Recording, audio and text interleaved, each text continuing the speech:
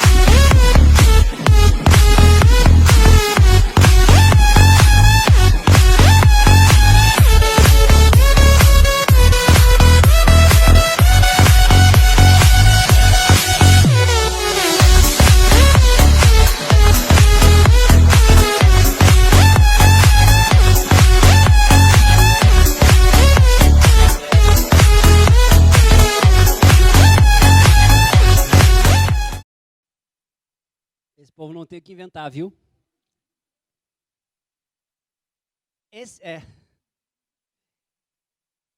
Quem tem limite é cartão de crédito. Eu quero ler um texto com vocês já vão entender do que a gente está falando. Faz todo sentido, mas precisa explicar, né? Eu quero convidar você a abrir sua Bíblia comigo em Atos.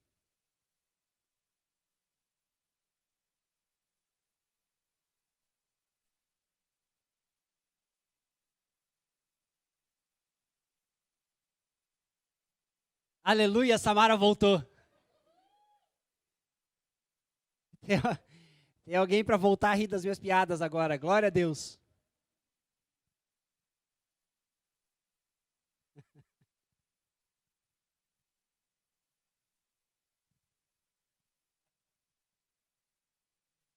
Morreu, mas passa bem. Atos capítulo 20.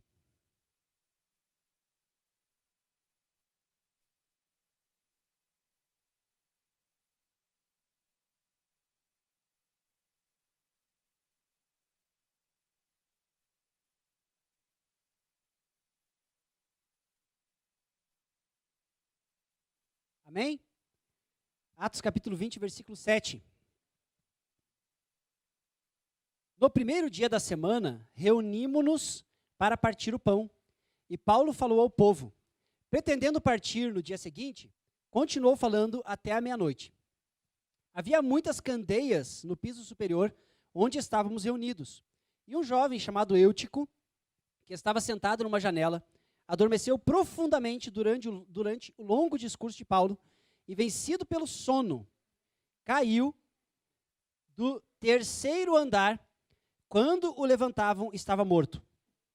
Paulo desceu, inclinou-se sobre o rapaz e o abraçou, dizendo: morreu, mas passa bem.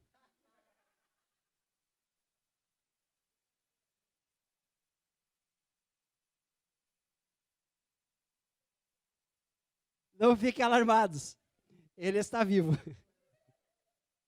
Então subiu novamente, partiu o pão e o comeu. E depois continuou a falar até o amanhecer. E foi embora.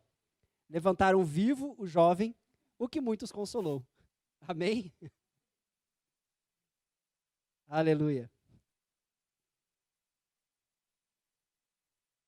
Você sabe que eu sempre gosto de dar algum título assim que chama atenção. Eu fiquei, cara, uma meia hora pensando, né? Que título que eu vou dar nesse negócio? E quando eu pensei nesse morreu, mas passa bem, faz todo sentido, gente.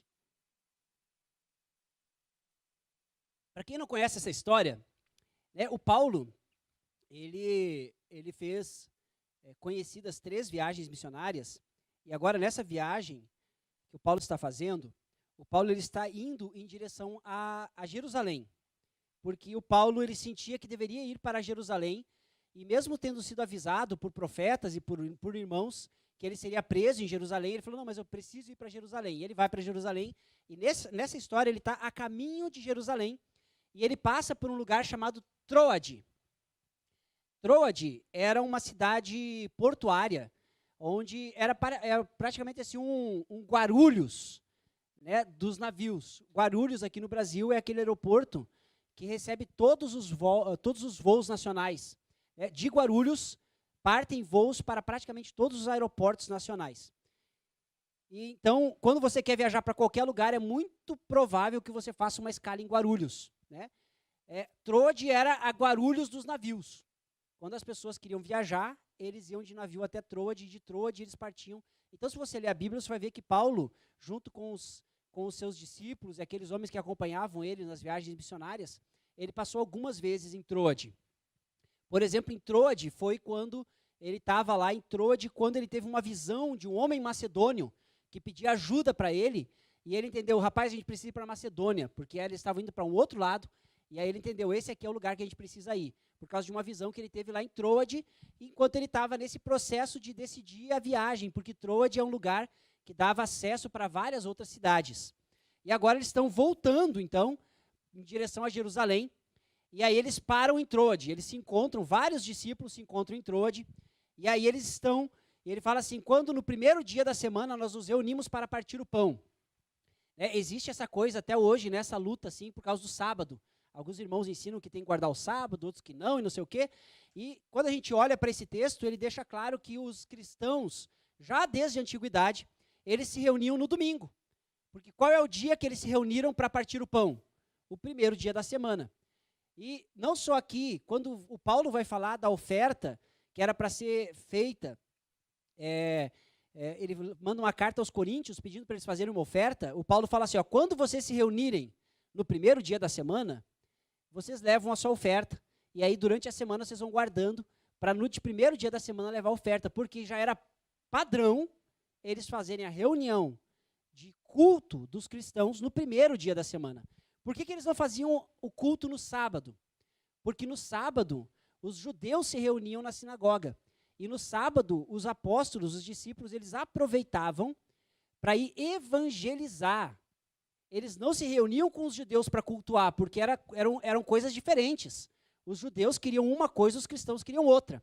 Então, eu não posso dizer que Paulo ia para a sinagoga para cultuar. Ele ia na sinagoga porque na sinagoga, no sábado, era o dia que todos os judeus se reuniam e era a oportunidade perfeita para falar de Jesus. Então, sábado era o dia nacional, internacional do evangelismo. Eles saíam para evangelizar. Agora, então, se eles saíam no sábado para evangelizar, quando eles se reuniam para cultuar? No domingo. Então, aqui, deixa muito claro, né, que no primeiro dia da semana, porque eles ficaram 7 dias em Troade. A palavra aqui diz que eles ficaram 7 dias. E Paulo, e eles já iam sair no segundo, significa que eles já estavam 1 semana em Troade, e eles iam sair de Troade na segunda. E no domingo eles ficaram para o culto, e o Paulo foi convidado para trazer uma palavra no culto. Natural, como a gente tem hoje, né? O irmão Paulo, gente, o irmão Paulo veio de longe, está passando aí, a gente quer dar oportunidade para o irmão Paulo compartilhar a palavra hoje.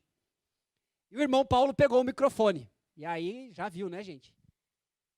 Eles se reuniam para partir o pão, geralmente no início da noite, que era em torno de 6 da tarde. E aí, o Lucas, que escreve o livro de Atos, ele fala que o Paulo se prolongou um pouco na pregação. Um pouco. E ele pregou até a meia-noite. E a pastora está assim, ó.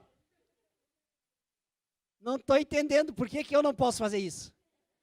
Não foi isso, eu já li o semblante da pastora. Que a pastora agora diz assim, agora nós vamos viver de acordo com Atos capítulo 20. Aleluia! Para quem não sabe, a pastora gosta de pregar assim com sobra de tempo, né? Oi? É uma inverdade?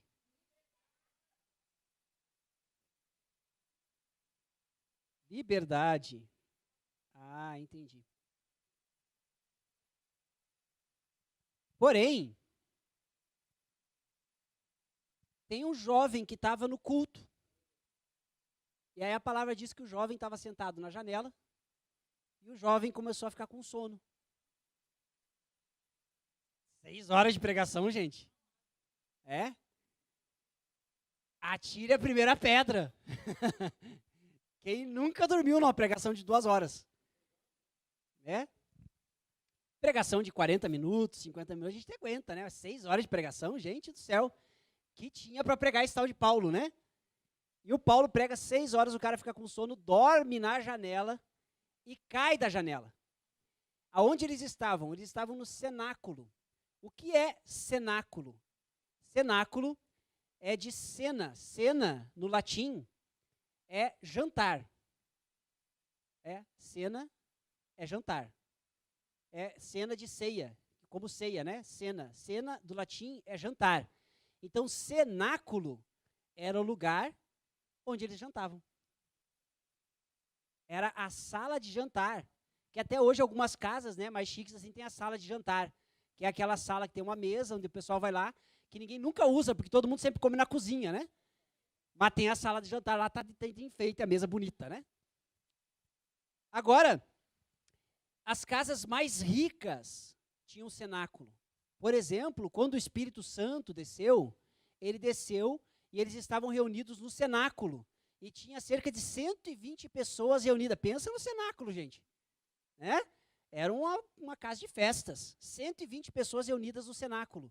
Se a gente colocar 120 pessoas aqui, enche tudo isso daqui, gente. A gente colocou 120 no dia da formatura. Então, para vocês terem ideia, o cenáculo dessa casa era quase do tamanho desse negócio todo aqui, ó. 120 pessoas estavam no cenáculo da casa da Maria, mãe do João Marcos. E agora estavam nesse cenáculo também em Troade, fazendo culto e partindo pão. E o cenáculo, geralmente, ele era construído na parte mais superior da casa. E aqui ele diz que a casa tinha 3 andares. Então, possivelmente, uma pessoa rica, que estava recebendo eles para eles poderem fazer o culto e fazer o partir do pão. E esse jovem chamado Eutico, que significa afortunado, pensa num cara sortudo, que caiu do 3º andar. O Eutico, que significa afortunado, pegou no sono sentado na janela. Olha lugar para você dormir. E aí, dali da janela, ele caiu para trás, porque pegou no sono. E quando ele caiu no chão, caiu morto. Uma queda de 3 andares, deve ser uma queda aí de 10 metros, aproximadamente. Dependendo de como você cair, realmente não tem jeito. E quando eles foram ver, estava morto. E o Paulo chegou lá e disse, não, gente, não está morto, não. Morreu, mas passa bem. Por que eu queria pregar essa palavra hoje? Algumas coisas Deus tem falado comigo durante essa semana, enquanto eu estava preparando a palavra. Tem uma coisa que eu fiquei assim, tem um versículo nesse texto, que ele dá uma informação sobre a realidade do que eles estavam vivendo naquele momento, que parece que não faz muito sentido ou não tem muita utilidade. Mas ela tem toda a utilidade. O Lucas, ele fala que eles estavam no cenáculo, e o Paulo pregou e o Paulo se demorou. Beleza. Até o Lucas achou que o Paulo demorou. Porque o Lucas falou assim, ele se delongou na pregação. Então, até o Lucas já estava assim, pô, Paulo, meu Deus do céu. Né? Eu acho que eles não tinham aquele combinado que quando o Paulo demorasse demais, o Lucas ficava de pé no fundo. Para dar aquele sinalzinho, né? Para quem não sabe, né, gente, eu e a pastora, a gente tem um combinado, que quando a pastora começa a passar muito do tempo, eu fico de pé no fundo, daí ela sabe assim, tá chegando na hora de terminar, gente. E até o Lucas achou, o cara estava demorando. Só que o Lucas, ele dá uma informação importante. O Lucas fala que o lugar onde eles estavam era bem iluminado. Ele fala que tinham muitas candeias, muitas lâmpadas, muitas lamparinas no cenáculo. O cenáculo estava bem iluminado. E eu fiquei pensando, por que o Lucas fala que o lugar estava bem iluminado? Porque ele quer dizer o seguinte, que o sono do rapaz não é porque estava escurinho. Estava bem iluminado. Ele não pegou no sono porque estava aquela meia luz que vai dando canseira no olho, né? Então, a primeira coisa, ele não pegou no sono porque estava faltando luz. Segundo, ele não pegou no sono porque a pregação de Paulo era enfadonha. Gente, se tem uma pregação que eu acho que não deveria ser enfadonha, era a pregação do Paulo. Eu não acho.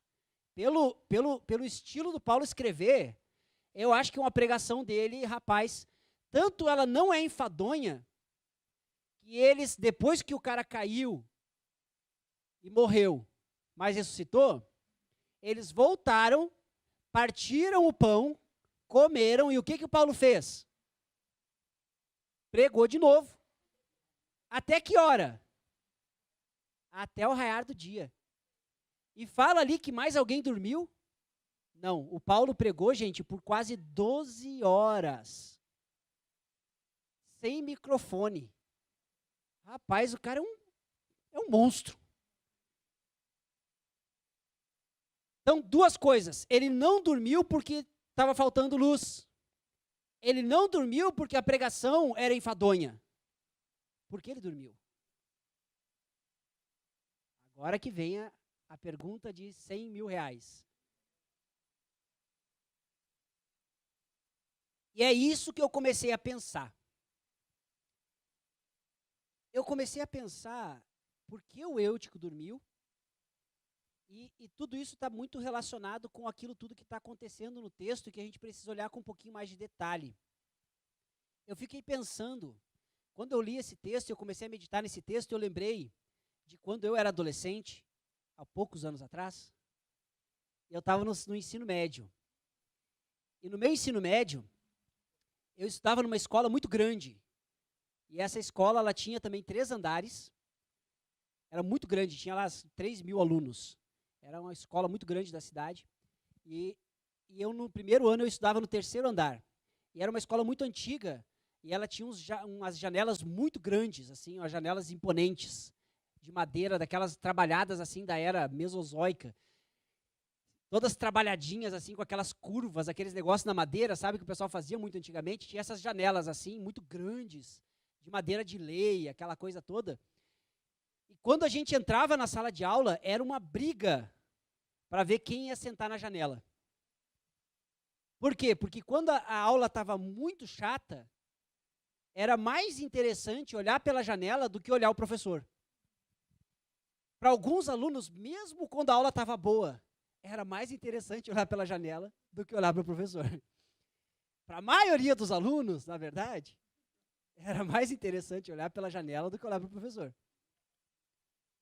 E era uma rua movimentada onde ficava a escola, então o pessoal ficava na janela e ficava olhando o que acontecia para o lado de fora. O lado de fora ele chamava muito mais atenção do que o lado de dentro. Para vocês terem uma ideia, uma vez a professora não veio, e a gente estava dentro da sala de aula. E a gente estava sentado na janela olhando o movimento. Eu e os meninos, assim, né? As meninas tinham saído para ir conversar no corredor, e eu e os meninos estavam ali conversando, e de repente estava vindo o menino Pablo. Chegou atrasado. E aí a gente viu o Pablo descendo as escadas da entrada, e assim, meio passo acelerado, porque ele estava atrasado. E a gente começou a pensar, puxa, a gente podia aprontar alguma coisa com o Pablo. Porque ele não viu que a gente estava vendo ele chegar. Ele estava tão apressado que ele veio vindo assim, e a gente olhando o Pablo entrar, a gente podia aprontar alguma coisa com o Pablo. É verdade, vamos aprontar alguma coisa com o Pablo? Vamos. Aí o que a gente fez? A gente tirou os pinos das dobradiças da porta. E se a janela era daquele tamanho, imagina a porta. As portas eram muito grandes, eram grossas assim, eram portas grandes, né? Da sala de aula, a gente foi lá e tirou os pinos da dobradiça e deixamos a porta encostadinha ali. Aí o Pablo chegou atrasado, ele achou que a professora estava dentro da sala de aula, e o Pablo chegou na porta e deu aquela batidinha para pedir licença. E quando ele deu aquela batidinha, a porta caiu assim, ó, pam! E deu aquele estouro no colégio. Imagina uma porta daquele tamanho caindo no piso, de madeira.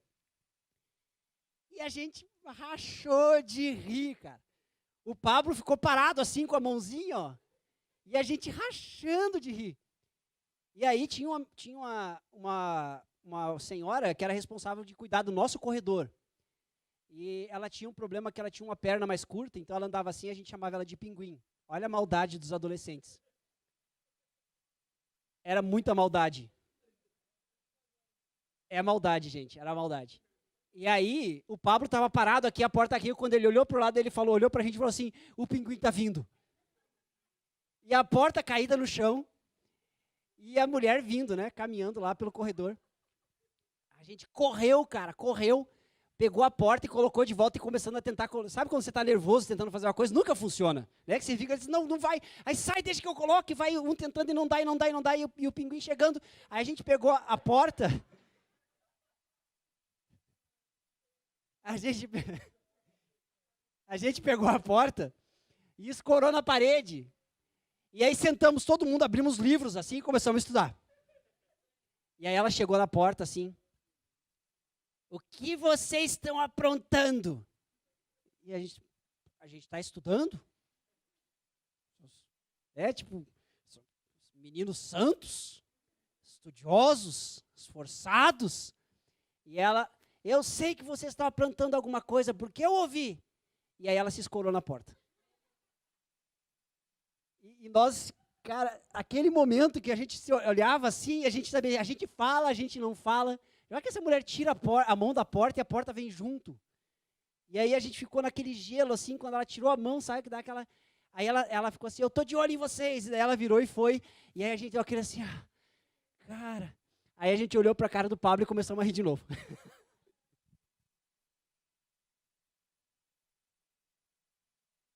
Por que eu contei toda essa história? Só para a gente rir mesmo um pouco. Que tem a ver com essa questão da janela. Eu fiquei pensando por que o Eutico ficou na janela. Porque estava quente, ele queria pegar um arzinho. Né? Como jovem que fui e queria sentar na janela para poder ter uma saída para aquele momento em que eu não queria ter atenção, eu fiquei pensando... Quantos de nós sentamos na janela quando o assunto é a palavra de Deus?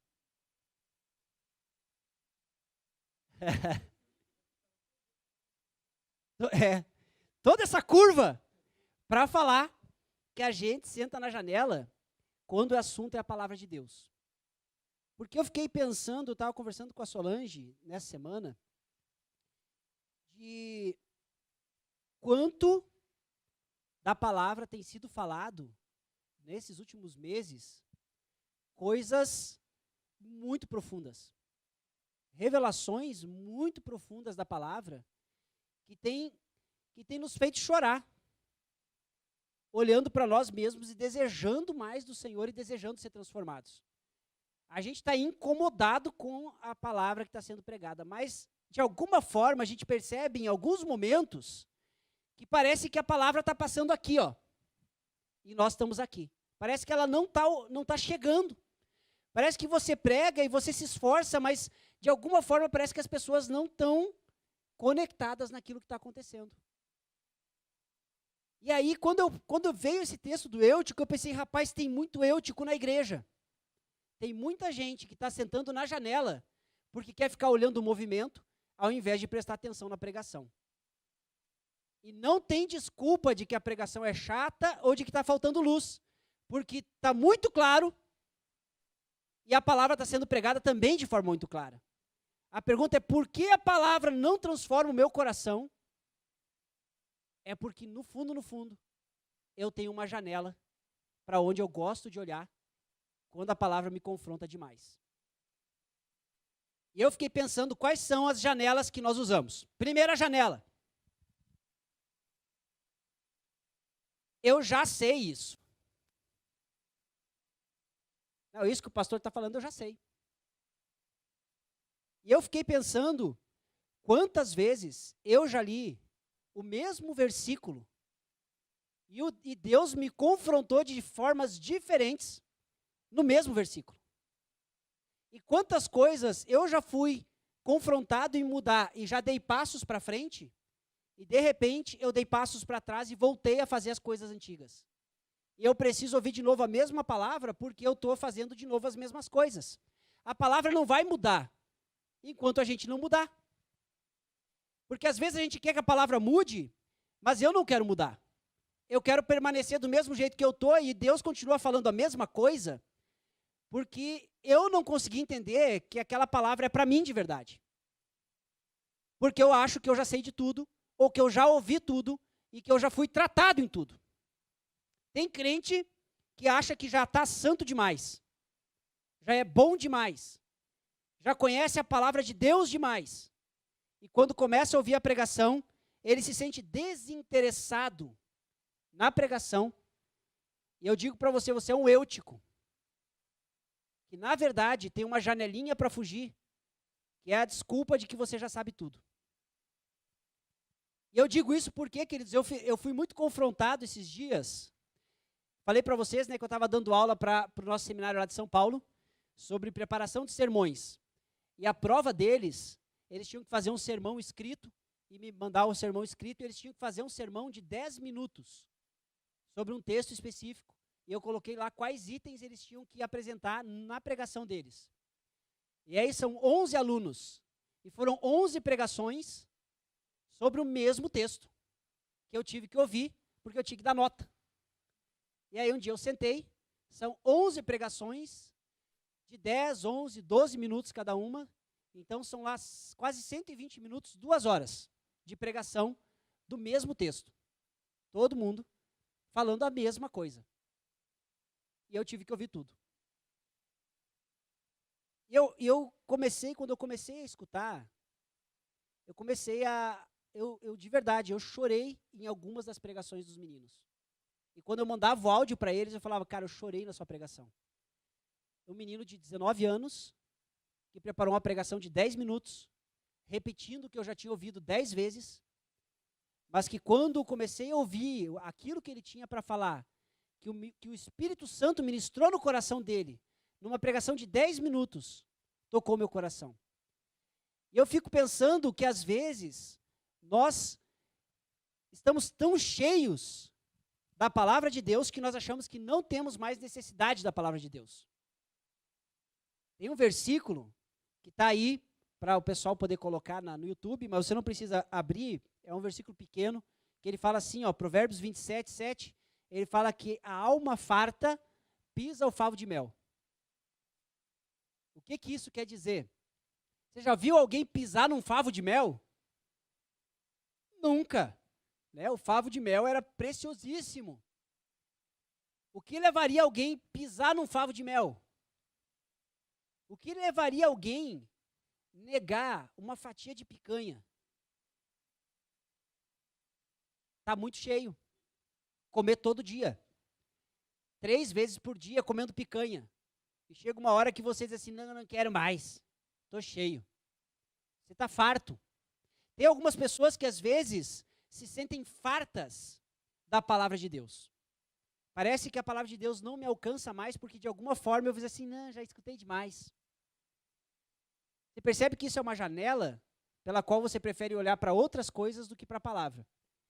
Porque aí eu fiquei pensando, é interessante que eu tenho 41 anos de idade. Não parece, né, gente? Eu sei. Parece ter uns 46, 47. Obrigado, Samara.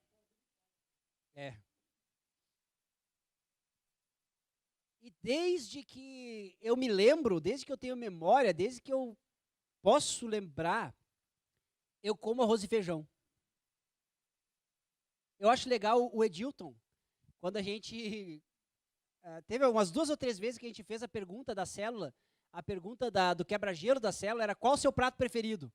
E aí o pessoal assim, é pizza, lasanha, churrasco, né, salmão. O meu era massa com frutos do mar, mais conhecido como miojo com sardinha.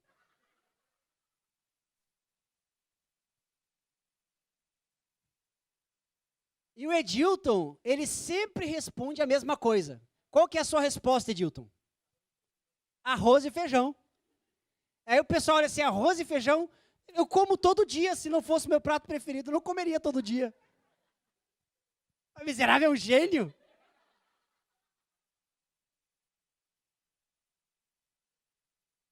Mas é a grande verdade. Eu como todo dia arroz e feijão e quando chega de meio-dia tem arroz e feijão, eu encho o prato de novo. É ou não é verdade? Por que eu faço isso? Porque eu estou com fome e eu sei que eu preciso daquilo. A fome, ela é um instinto natural humano. Então, o nosso instinto natural, quando começa a faltar os nutrientes, quando o nosso estômago processa tudo que tem para processar e começa a faltar energia nos nossos músculos, eles começam a mandar informações para o cérebro que precisa colocar coisa para dentro. Não é assim que funciona? Eu não sou médico, mas eu sei que é mais ou menos por aí que funciona. Esse instinto, né, a gente fala que alguns instintos nossos, do nosso corpo, eles fazem parte do instinto carnal. Por exemplo, a glutonaria, que é um pecado, ela tem a raiz no instinto da fome. E o nosso instinto carnal nos leva a comer todos os dias, mesmo que seja a mesma coisa, porque ele entende que isso é uma questão de sobrevivência. O interessante é que o nosso espírito também nos informa que a gente precisa comer todos os dias, mas daí a gente não obedece a esse instinto espiritual. A gente obedece o instinto carnal, mas o espiritual não. Porque o nosso instinto espiritual, ele também diz que a gente precisa comer todo dia, mesmo que seja arroz e feijão. Mesmo que seja a comida mais básica. Mesmo que seja a comida repetida. Mesmo que seja a mesma coisa todos os dias por 40 anos, o nosso espírito manda a gente comer. Porque o nosso espírito sabe que quando nós não comemos, nós ficamos fracos e nós estamos sujeitos à morte espiritual por falta de alimentação. Mas esse instinto espiritual a gente não obedece. A gente obedece o carnal. Por quê? Porque, de alguma forma, a grande oferta da palavra de Deus, às vezes, nos torna fartos. Estou cheio já. Não preciso mais. E quando a palavra vem e ela nos confronta, a gente corre para a janela. Sabe quando que, por exemplo, muitos alunos corriam para a janela? Na aula de matemática. Sim, Atire a primeira pedra, né? Quem nunca? Por quê? Porque, agora, presta atenção porque vai ter uma conexão nesse negócio, amém? Por que que muitos alunos fugiam para a janela na hora da aula de matemática? Porque a aula de matemática era tão difícil, eles se sentiam muito confrontados pela incapacidade de entender o assunto. E para não se sentirem limitados, para não se sentirem incapazes, eles preferiam não prestar atenção naquele assunto e prestar atenção em outra coisa que fizesse, que agradasse mais o seu ego.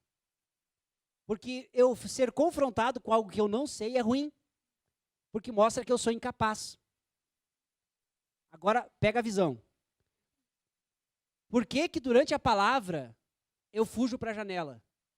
Porque a palavra, ela mostra a minha incapacidade e ela mostra a minha fraqueza. E muitas vezes, quando ela mostra a minha incapacidade e a minha fraqueza, eu não quero ouvir. Eu quero fugir para a janela. E a gente estava conversando, eu e a Solange, exatamente nesse ponto, e Deus começou a falar muito conosco, né amor? Deus falou alguma coisa conosco que foi bem assim, queridos, que em algumas coisas na nossa vida, nós tentamos mudar e não conseguimos. Algumas falhas nossas. E aí, em algum momento, a gente percebe que a gente não vai conseguir vencer aquele negócio e para não mostrar nossa incapacidade em mudar, a gente começa a dizer, não, é assim que eu sou e ponto final. Por que que eu decido me aceitar com uma falha ou com uma limitação, Se a palavra me diz que eu posso crescer, eu posso abandonar aquilo. É porque em algum momento eu fui confrontado com a incapacidade de conseguir transformar. E aí eu decido aceitar aquilo do jeito que é. E quando a palavra me confronta naquela área, eu vou para a janela. Porque eu não quero aquela palavra. Porque aquela palavra mostra que eu não consigo ser aquilo que a palavra declara. Por que eu digo isso? Porque é interessante como eu acho que quase em todas as pregações que eu tenho feito nos últimos 2 meses, eu tenho falado sobre essa questão, eu sou assim mesmo.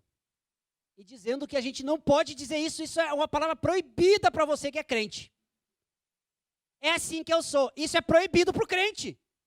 Por quê? Porque Deus quer mudar você. Agora, a gente fala todo domingo, e o que acontece durante a semana enquanto a gente está convivendo com as pessoas? A gente ouve de novo a pessoa dizendo, é assim que eu sou. E eu fiquei pensando, não é possível. A gente está falando 1, 2, 3, 4, 5, 6, 7 vezes que a gente precisa aceitar que nós precisamos mudar. Amém? E quando a gente entende, não, é verdade, pastor, eu preciso mudar. Quando a gente sai, a gente pisa na bola, é assim que eu sou. Assim. Aí eu estava orando essa semana e Deus mostrou esse texto do Eude que eu falei assim, entendi. A verdade é que você não consegue mudar. E quando você é confrontado pela palavra, você foge para a janela. Porque a janela é mais interessante do que a palavra. Vocês estão entendendo? Amém? Tá tendo uma lógica nesse negócio? Amém. Se fosse só isso, tudo bem, né? Tem mais. O que é a janela? A janela, então, eu fiquei pensando, como eu faço para fugir da palavra quando a palavra está me incomodando? Pronto, primeiro lugar, durante a palavra mesmo, eu olho o celular para ver se tem alguma mensagem nova. Quem aqui nunca olhou o celular para ver se tinha mensagem nova durante a pregação? Eu já olhei. Por que a gente vai para o celular ver se tem alguma mensagem nova? Porque, de alguma forma, parece que aquele momento da pregação, ele se tornou desinteressante. Mas por que se tornou desinteressante? Por causa de tudo isso que eu estou falando. Segue a lógica. Aí eu vou para o celular. Se você vai para o celular, meu querido, é a janela. É você fugindo da palavra. É você dizer assim, não, mas é que eu preciso do celular, pastor, porque eu preciso, tem uma pessoa que ela fala comigo aqui, eu preciso estar sempre atento. Para, meu querido. E aí eu pensei numa coisa, eu quero fazer um desafio para nós a partir de hoje. O desafio é o seguinte, gente, nós vamos sempre, a partir de agora, quando começar o culto, eu vou pedir para desligar o celular. Acabou o celular durante o culto. Por quê? Porque realmente o celular, ele é uma distração no momento da palavra. Estou errado? É ou não é uma distração? É uma janela. E às vezes a palavra está sendo... Gente, eu fico restignado. Você acredita que uma vez a pastora Solange estava pregando? E eu estava lá no fundo aqui, prestando atenção na pregação da pastora, olhando como ela é bonita, aquela coisa toda. É um problema para mim, eu preciso prestar atenção na pregação e ela pregando bonita daquele jeito. Quase uma janela.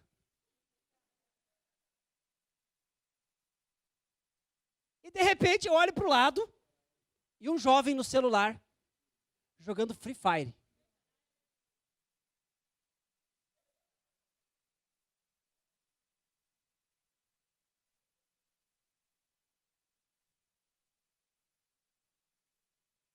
A sorte dele é que fui eu que vi, não a pastora. Se não...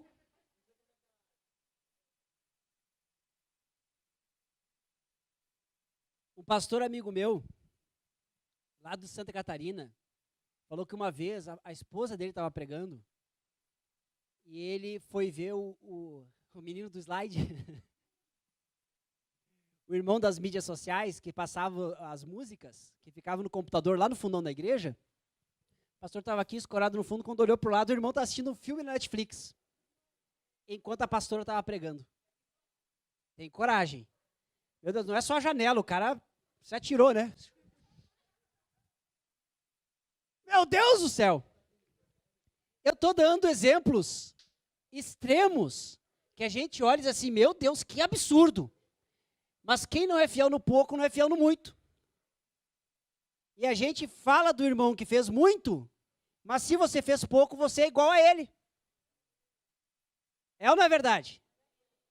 Então, a partir do próximo domingo, a partir da próxima terça, quando tiver culto, ao começar o culto, eu vou pedir para todos os irmãos desligarem os seus celulares e conectarem na palavra. Nós vamos acabar com esse negócio, porque eu vejo que, de fato, nós precisamos dar atenção à palavra, porque é a atenção da palavra que é merecida, de fato. Amém? A segunda coisa é o descompromisso. É quando eu não quero assumir compromisso, de fato, com a palavra, então eu fujo para a janela. E a terceira coisa é porque dentro da sala eu já sei tudo o que tem. O Eutico, quando olhava para dentro do cenáculo, ele sabia que tinha o Paulo, o Lucas e todos os outros irmãos. Por lado de fora não, por lado de fora é novidade. Por lado de fora ele podia ver o que estava passando. As pessoas passando, carros, cavalos. A atenção nas coisas passageiras é mais importante do que aquilo que é eterno. E o nosso amigo João fala em 1 João 2,17, o mundo e a sua concupiscência, ou a sua cobiça, passam. Quem que é passageiro? O mundo e a cobiça. Quando a gente olha para a janela, a gente está olhando para o passageiro, para aquilo que passa. E o que é aquilo que passa? O mundo é a cobiça. Mas aquele que faz a vontade de Deus permanece para sempre. 1 João 2,17. E tem um cara chamado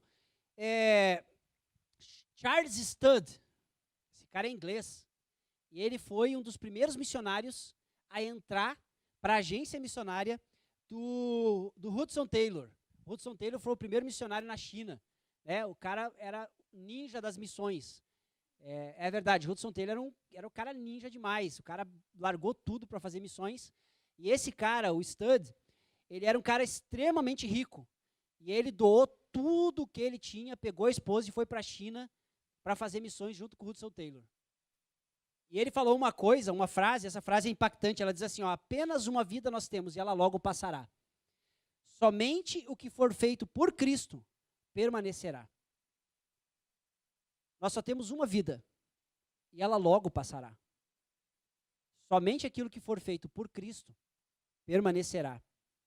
E aquilo que é para fazer para Cristo é na palavra.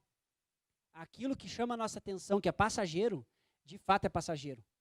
Carros, casas, empregos, namoros, tudo vai passar. Mas tem uma coisa que vai permanecer para sempre. Aquilo que eu faço para o reino. Aquilo que eu faço para o reino, ninguém pode me tirar. O Senhor Jesus disse para a gente não juntar tesouros aqui, mas que era para juntar tesouros aonde? Porque lá não tem juro. Lá não tem queda da bolsa. Lá não tem Covid-19. Eu não posso falar porque está transmitindo no YouTube. Lá não tem crise. Aquilo que eu juntei lá, vai ficar lá até o dia que eu possa desfrutar. Se tem um lugar que eu posso poupar com certeza, é no céu. Juntar tesouros no céu. Porque o mundo e a sua cobiça passarão. Mas aquele que faz a vontade do Pai permanecerá para sempre. 1 João 2,17. Qual que é o problema? O problema são as consequências de nós ficarmos na janela. Quais são as consequências? Primeiro, sonolência, apatia, falta de movimentação, falta de vontade, falta de compromisso. Você está aqui assim, estou com tanta pouca vontade de ler. Hoje nem estou com vontade de ir no culto. É assim que começa. Sonolência, apatia, aquela coisa sem vontade, aquela coisa sem gosto. Por que isso acontece na nossa vida? Acontece porque nós não estamos dando a atenção devida para a palavra de Deus. Quando a palavra de Deus entra no meu coração, ela me acende. ela me deixa queimando, ela me deixa com vontade. A palavra de Deus, ela é extremamente poderosa e quando ela entra no meu coração, ela me movimenta. Se eu estou ficando apático, se eu estou ficando mole, se eu estou ficando sonolento, é porque eu não estou dando atenção para a palavra de Deus. E o Paulo diz em 1 Tessalonicenses 5,8, nós, porém, que somos do dia, sejamos sóbrios, não sonolentos, sóbrios. O que é sóbrio? Aquele que está o tempo todo atento, é o tempo todo focado. É isso que nós precisamos ser. Então começa com a sonolência, começa com a apatia, com a falta de vontade, e depois disso tudo vem a queda. E a queda nós sabemos o que é. O que é a queda? Bom, quando a gente fala lá do Adão e da Eva, porque eles pecaram, a gente fala a queda, né?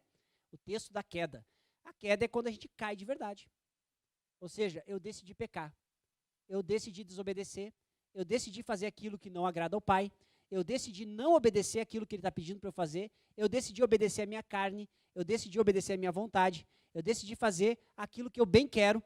Eu decidi falar aquilo que eu bem quero. Chega desse negócio, pastor, eu vou falar o que eu quero. Para, pastor.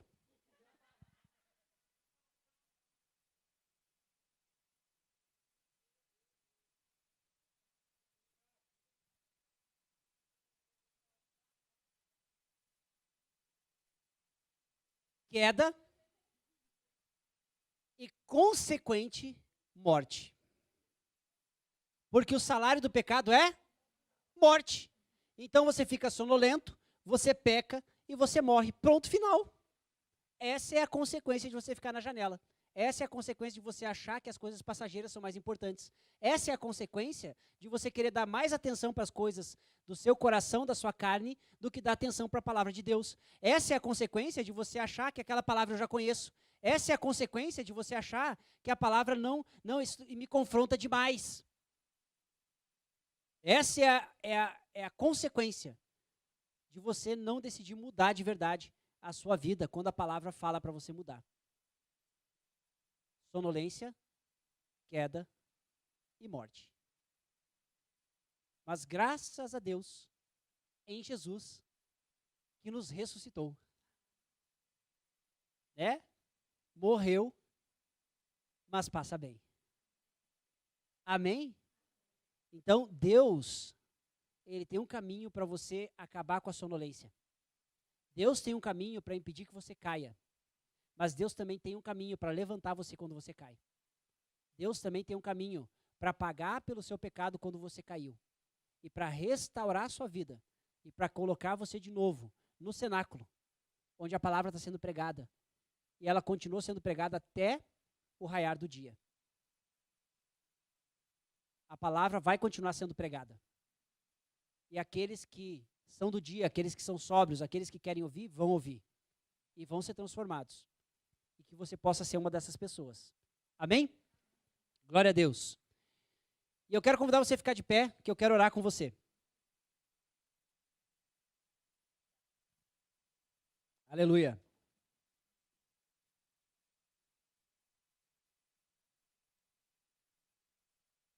Senhor, nós cremos nessa palavra e cremos que essa palavra é uma palavra do Senhor para nós hoje. Pai, essa é uma palavra que nos confronta demais. Senhor, como eu sou confrontado com essa palavra. Como eu sou confrontado, Senhor Jesus, em dar a atenção devida à Tua palavra, em buscar a Tua palavra, em conhecer a Tua palavra, em ser impactado, em ser transformado, ser mudado. Pai, essa palavra, ela me incomoda, Senhor Jesus, porque eu quero ser transformado mais e mais. Eu quero viver o poder da Tua palavra, eu quero que a Tua palavra mexa comigo, que a Tua palavra me transforme, que a Tua palavra, Senhor Jesus, me cutuque, que não me deixe ficar sonolento, mas que ela me incomode a buscar novidade, a buscar transformação. Pai, no nome de Jesus, nós não queremos ser como Eutico, que dormiu na janela. Nós queremos estar totalmente atentos àquilo que o Senhor quer fazer na nossa vida, e nós não queremos fugir, Pai, por janela nenhuma, seja ela o celular, seja ela a nossa falta de vontade, seja ela, Senhor Jesus, a nossa falta de movimentação para transformação. Deus, não importa qual seja o caminho pelo qual nós tentamos fugir, mas nós queremos ser transformados pela tua palavra, e nós pedimos, Pai, continua derramando a tua palavra neste lugar e confrontando o nosso coração. Pai, eu quero ser confrontado. Pai, eu quero ser confrontado pela tua palavra. E se você, meu querido, quer ser confrontado pela palavra de Deus, diga amém. Repita comigo, Senhor, eu quero ser confrontado pela tua palavra. Que a tua palavra me incomode para que eu seja transformado e que eu seja feito mais parecido com o teu filho Jesus. No nome de Jesus, amém.